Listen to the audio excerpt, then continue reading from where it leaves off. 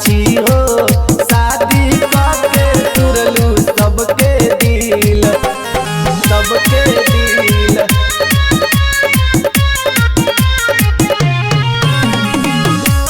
सुना सोनाक्षी हो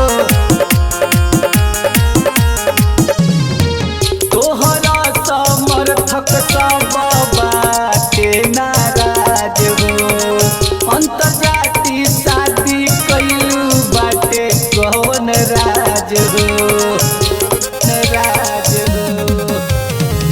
तोहरा समर्थक सब बाटे नाराज हो अंतर्जातीय शादी कइलू बाटे कौन राज हो।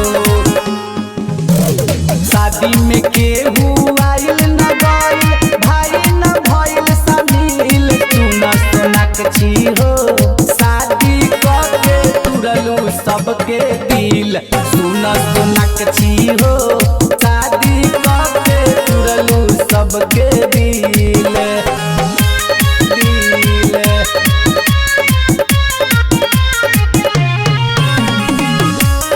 सुना सोनाक्षी हो तू तो भाई गइलू दिहल औडी कार में एही से का पागल भइलू जाहिर के प्यार में प्यार में।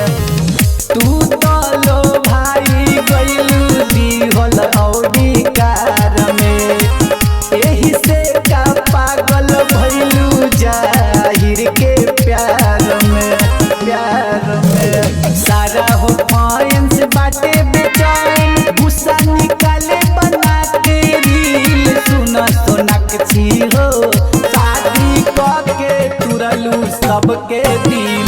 सुना सोनाक्षी हो शादी करके तुरलू सबके दिल। रिकॉर्डिंग स्टूडियो द मौर्य फिल्म्स, बाजार रोड, घोड़ा सहन।